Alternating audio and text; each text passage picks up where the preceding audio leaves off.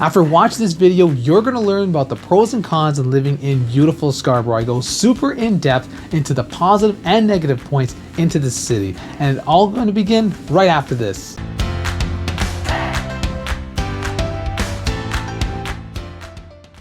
Hi everyone, Josh Tavares, Realtor with eXp Realty, covering the Greater Toronto Area. It would mean so much to us if you can help us out and hit the like button, hit the subscribe button, and jiggle the notification bell to get updates on our newly uploaded content. And if you want access to our seller's guide, comment seller's guide down below and I'll send that your way. And without further ado, let's begin. Let's check out the pros of living in Scarborough. Number one, diverse. Scarborough is super diverse for people coming all over the world, from places like Philippines, Sri Lanka, India, China, and so much more. 56% of the population is from India, Sri Lanka, China, and the Philippines. This number alone is higher than Toronto, as there are many people in Toronto who were born and raised in Toronto itself, where in Scarborough, you have a lot more immigrants coming into that region of the city. With this in mind, there are tons of different places of worship, such as mosques, Hindu temples, churches, Buddha temples, and so much more for you and your culture. And the top 3 languages spoken in the community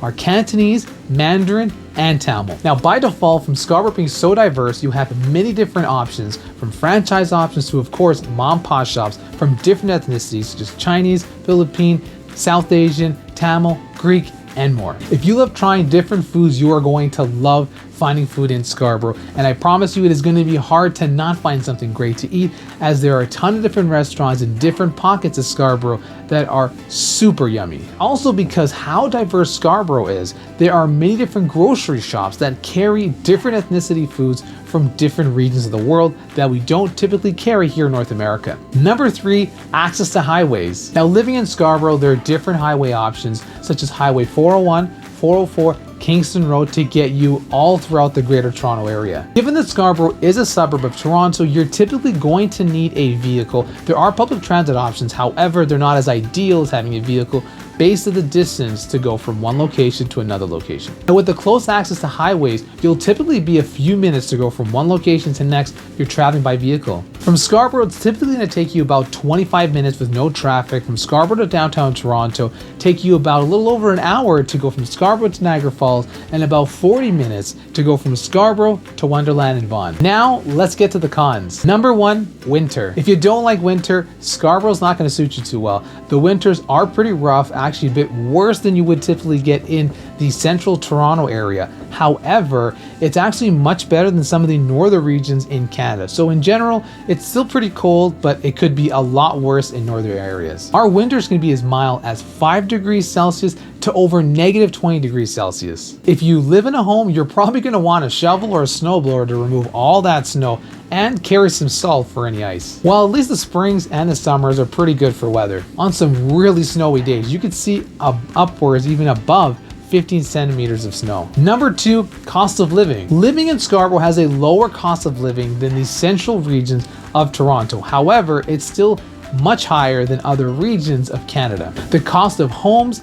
taxes, insurance, utilities can be pretty high. Some detached homes could go up to 1.4 million, with some condos being as low as 400,000.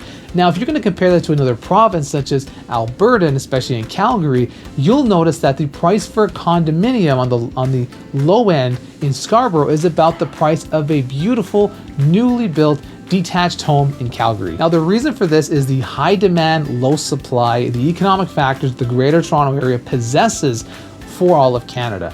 Most migration that takes place in Canada happens through Ontario, through the southern Ontario region of the Greater Toronto Area. For those who purchased a home decades ago, there is a substantial amount of equity that can be used for many different options: renovations, purchasing rental properties, using it for school for your children, so many different options, versus individuals who are purchasing it today with no equity and paying a substantially higher price tag. If you want to get in the market, you need to get in as soon as possible, because based on predictions, I believe the market will continue to increase based on many different economic factors taking place. And last but not least, number 3, traffic and transit. Scarborough does have transit options. However, the transit options are not as effective or efficient as, let's say, in the center core of Toronto. So it's going to take you a longer time to get to your destination. And some buses are going to take you 45 minutes, even longer in wait time. Being that Scarborough is a suburb, you're going to need a vehicle to get around, in which you have a lot of options for highways. However, do be mindful that there's going to be a lot of renovations taking place. You're going to see limited lanes and a lot of traffic, especially during rush hours. Traffic in Scarborough is not as bad as Toronto. However, as the migration and the population continues to increase, it's only going to make it harder to get to your location as quick as possible on the highway, given there's going to be more people, more vehicles on the road, leading to more traffic and more delays. You're going to really need to budget your time wisely to get to your desired destination on time. There you have it, everything that you need to know about the pros and cons of living in Scarborough. I hope it was super helpful and insightful, gives you all the information needed to make the move. It would mean so much to us if you can help us out and hit the like button, hit the subscribe button, and hit the notification bell to get updates on our newly uploaded content. And if you want to know about the cost of living in Scarborough, click the card above and I go super in depth with everything. Thanks so much for watching, everyone. Take care.